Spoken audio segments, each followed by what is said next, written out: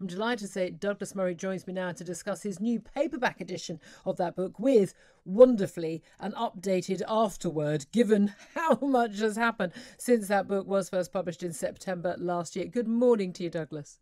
Good morning. It's great to be back with you, Julia. Lovely to speak to you. I have to say, I can imagine the frustration having written The Madness of Crowds, which has been an international bestseller, as everyone would have predicted. Summarising just this strange ways in which we now seem to have to debate issues like race, like gender, and the like, to then have everything that has happened since. In terms of trans rights, Black Lives Matter, even just the latest events with the BBC and decolonisation and the like. Every single day there's another chapter waiting to be written, isn't there? Yes, well, I mean, one of the disappointments when people say, your book was prophetic or it predicted what's happened, the problem with that is, as an author, you can't help thinking, I just wish that I'd have done it more, or more people had read it, because we could have stopped this. I mean, it's true. All of this is what I said would be coming down the line. And it's just come even more ferociously than we expected. The mad emphasis on identity issues as being the main things in our lives and in our time, that now are dictating the news. They're dictating in America, certainly now, not just elections, but civil order in cities across the US. And, if we'd have said 10 years ago, Julia, that in 2020, the main conversations of our time would be obsessive conversations about gender issues, racial issues, I think you and I would have thought, aren't we going to be able to do more than that by about 2020? Aren't we going to have more to look forward to? Indeed, I was raised at a time when the idea was that we would never have to talk about those things because they become irrelevant. But this is the interesting thing, isn't it? Because when the pandemic struck, as horrific as it has been, the lockdown, all of the effects and all of the deaths and everything that's happened around the world, there was a bit of hope, and you touched on this in your update in the book, that now we've got a real problem. All these people who come up with these made-up problems will have a real problem to focus on. This is going to bring us all together, the feeling of community and unity. We're all in this together. But no, it was within a matter of weeks that identity politics reared their heads again. That's right. I say in the updated version of The Madness of Crowds that there was an early bit of hope, as it were, in a bleak time at the beginning of Corona, when Sam Smith sent out a photograph of himself in his mansion, looking unhappy. And the reaction wasn't quite as warm as he probably hoped. In fact, most people didn't have all that much sympathy for him. Various people pointed out, of course, that since Sam Smith had come out as plural a little time before, at least they had themselves for company. But but you'd have hoped that, well, this is the sort of thing that'll change it. We won't have much time for this. So there were little glimmers of hope that now we had a real problem. People wouldn't have much time for basically imaginary ones. And then something quite different happened after the horrible killing of George Floyd in America. The whole thing turned. And I say that what happens at times like this is, as well as the coronavirus showing what bits of societal trust we still had, it also revealed our own societal underlying morbidities. And what it did was it exposed the fact that there were certain things that our society seemed now to view as being even more important than public health.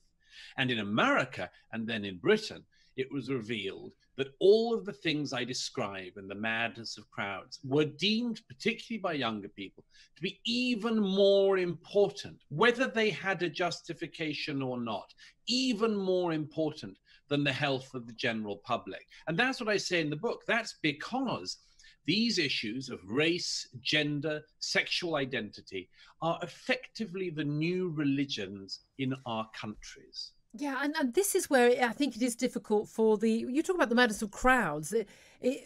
For most people, the majority of people in this country, poll after poll shows this is not their obsession. And yet this is the obsession in our media, certainly the obsession on our social media. And when people make statements, as people like J.K. Rowling do, about simple things, like when a company or an organisation refers to people who menstruate, they say, oh, I think we used to have a word for those people, and we call them women. that now is regarded as transphobia. There was an attempt to cancel J.K. Rowling as a result of making this statement. That there are enough people in this very small minority to wield an awful lot of power, and more people are being cowed by it. I've seen many interviews with you where you've talked about how the cancel culture doesn't affect you because you are, you're an author, you're effectively self-employed. You don't have to worry about an employer saying, oh no, Douglas, you've gone too far this time. But how much do you think that is affecting ordinary people listening to the show right now, day to day? Oh, it's huge. I mean, I've heard from so many people since The Madness of Crowds first came out in hardback last year. So many people. I mean, from people who've lost their jobs to people who, parents of children who've been told lies about gender identity at their schools and have come home terrified, for instance. So many stories of this. And of course, most recently, this weaponization of the one ideal within the third chapter of race, this weaponization of race that is now terrifying to everyone. Look what we've just had the discussion about just before I came on, this idiotic idea that the BBC drops songs like Rule Britannia from the Last Night of the Proms. What is this other than this extraordinarily virulent strain of alleged anti-racism, which is actually racism in a new guise, which assails absolutely everything to do with British culture, as in recent months we've seen it try to assail everything to do with American culture. We see ice cream companies like Ben and Jerry's turn from being the producers of horrible, fattening, almost inedible and overpriced products into being companies that appear to just exist to lecture us on so-called anti-racism. And so, of course, the general public, we're cowed by this. Now, I suggest and say to people, let's try to turn this around. We have to identify the fact that on all of these issues, these are minority views. Most people do not think that Britain is a racist hellhole. Most people do not think that we are patriarchal, rape-allowing societies. We don't think this. What we're dealing with is not just critics, but malevolent and dishonest critics. They say things about our society that are not true, just as they say things about sex and gender that are not true. There are not 100 genders. There are 2 sexes, and very, very small numbers of people who have conditions in between that.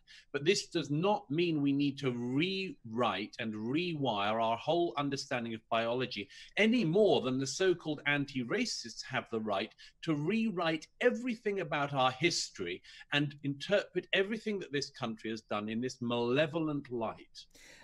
Are you optimistic or pessimistic about the future? Because it seems to me there is something of a fight back by the sane, silent majority. We saw that over Brexit.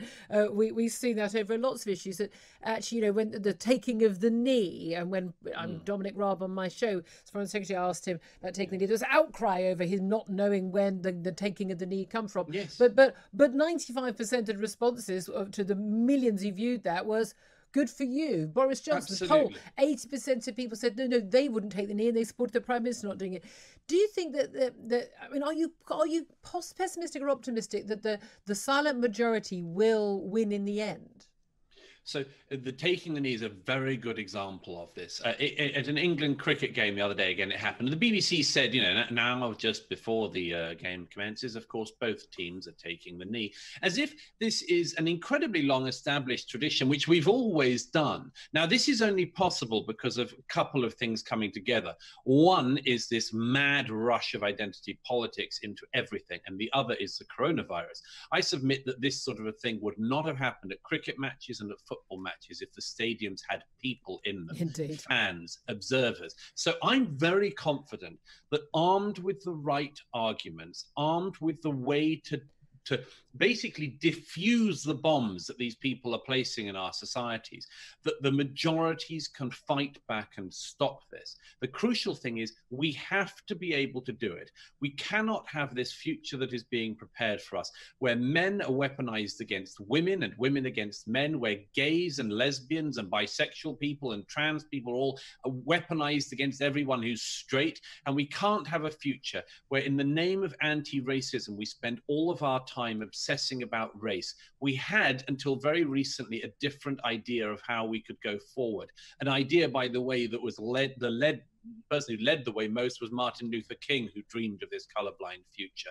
We cannot have people who dream of re-racializing our societies. If we do, and I say this at the end of the foreword to the new edition, if we do, then we have a future that is going to be unbelievably divisive and violent, and we need to know how to avoid that now. Douglas Murray, it is always a pleasure, and I'm sure I echo all of my listeners. He's the international best-selling author of The Madness of Crowds, a new edition out now, and I have to say it makes an awful lot of sense out of some very senseless stuff. Douglas Murray, thank you very much indeed for joining us. It's coming up to 8:48. This is Talk Radio. We will make America great again.